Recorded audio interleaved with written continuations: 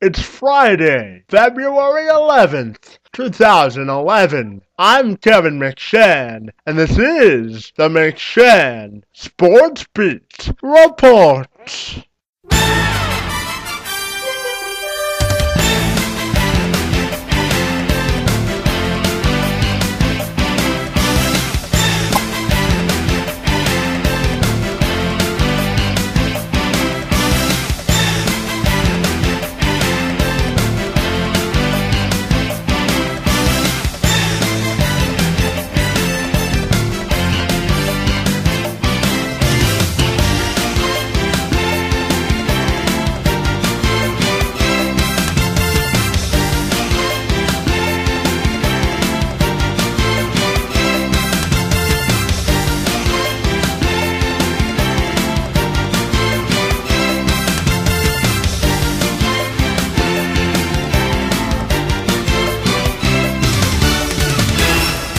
Person with knowledge of the situation tells the Associated Press that Jerry Sloan is stepping down as head coach of the Jazz, and longtime assistant Phil Johnson also is resigning. The 68-year-old Sloan spent 23 seasons at the head of Utah's bench and was the longest tenured head coach in any of the four major sports. Sloan hinted that something was in the works after delaying Wednesday's post-game press conference for more than 30 minutes because of what he said was a meeting with Jazz general manager Kevin O'Connor. The Jazz had just lost for the 10th time in 14 games. Sloan was a two-time All-Star guard during an 11-year playing career before heading to the bench. He began working for the Jazz as a scout in '83, became assistant to Coach Frank Layden in November of '84, and was named the sixth coach in franchise history in December of 1988 when Layden resigned. Sloan ranks third all-time in NBA wins behind Don Nelson and Lenny Wilkens, and is the only coach in NBA history to win 1,000 games with one team. Jim Bell, The Associated Press. The legacy of heroes lies in the memory of a great name and in the inheritance of a great example. On Thursday, the Utah Jazz lost the face of their franchise,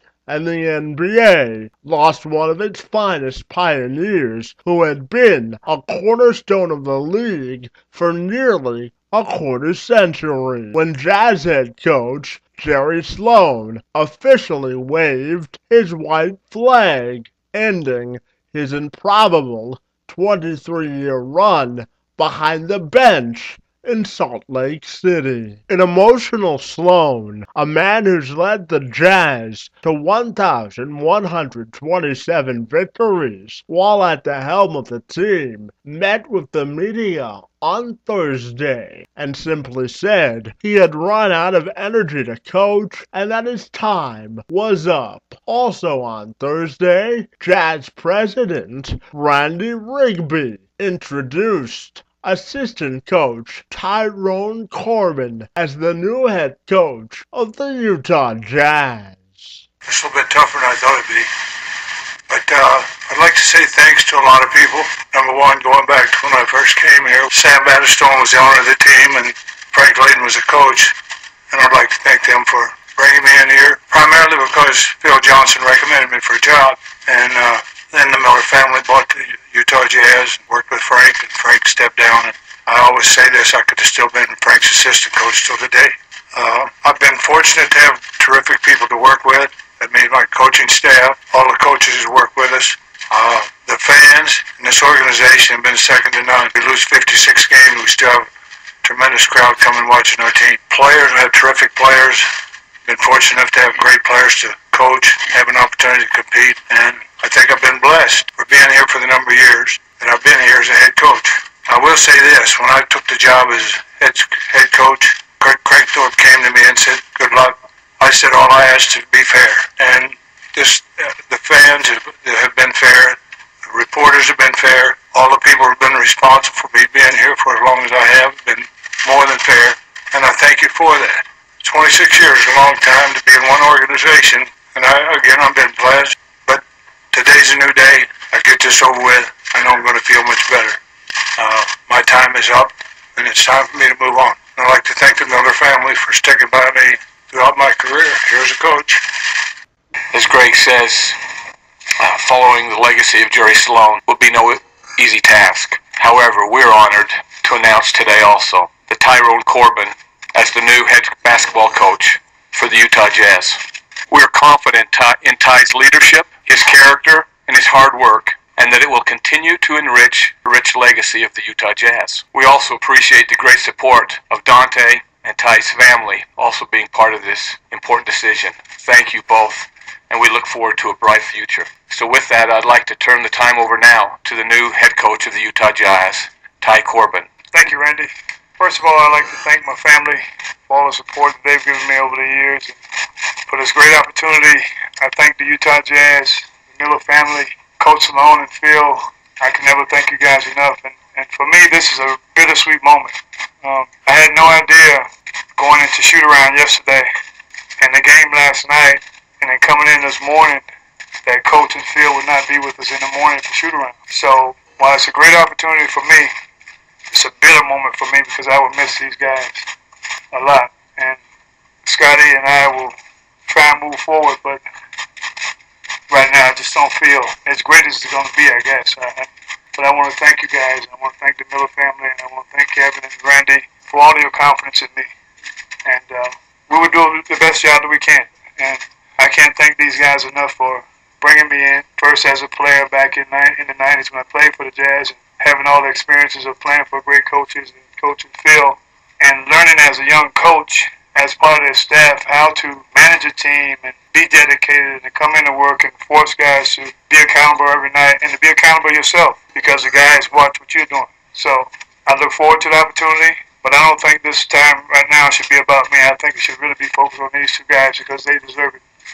And I'll be around for the duration, but please give the time to these guys because they deserve it. Thank you for having me. ESPN the Magazine's NBA insider Rick Bucher separates fact from fiction as to why Sloan resigned and the role that star point guard Darren Williams played in Sloan's ultimate decision to walk away from the bench. Let's welcome in ESPN's Rick Bucher.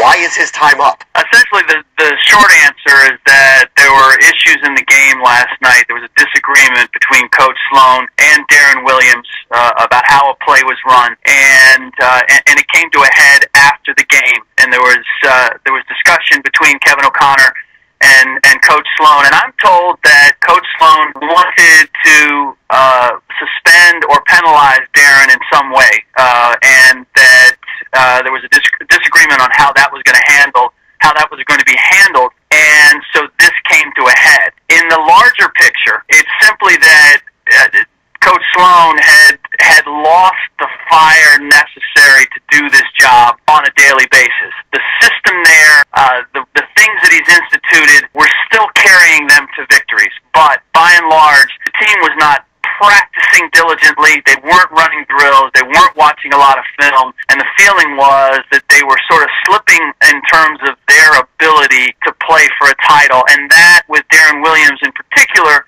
did not sit well considering that he is a free agent to be. You know, obviously he worked extremely well and very successfully for a long period of time with a Hall of Fame guard in John Stockton. So what went awry here between the relationship between Sloan and Williams?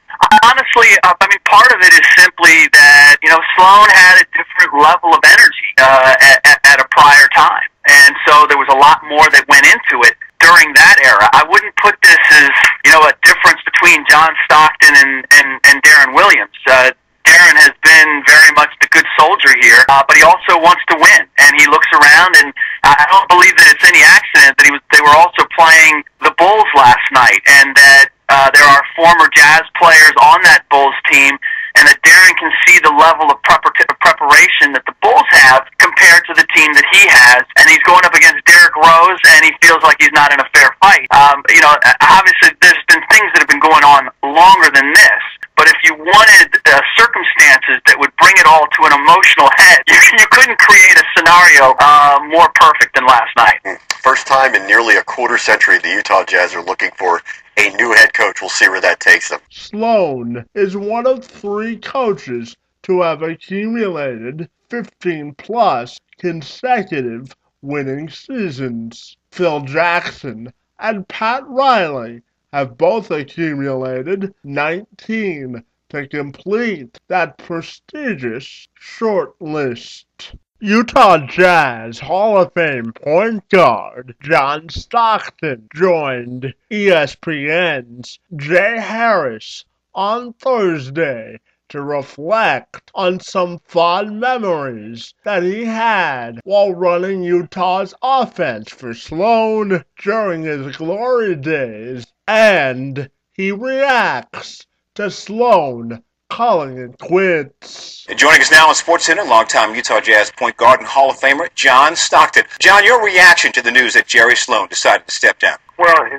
some ways, I'm happy for him. I mean, he's been at this a long, long time. I think he's been in the league close to 50 years, and nobody I know has devoted any more time or energy into kind of upholding what the NBA should be about than him. So I think it's just time, and I'm happy for him. Describe the impact Jerry Sloan had on you as a player, John. Well, he's just such a no-nonsense guy, but he's a fair guy, and so he comes into the game with experience. I mean, we were all pretty young when he started with us, and I thought he raised us to a new level, gave us a new competitive spirit that gave us a chance to compete at the highest levels, and he was ready every night. You knew that he was a tough guy. You knew that he would be in the foxhole with you all the way to the end, and that's the guy he is. And there's nobody I appreciate or admire any more than him in this game. And John, apparently a rocky relationship with point guard Darren Williams was at the heart of this resignation.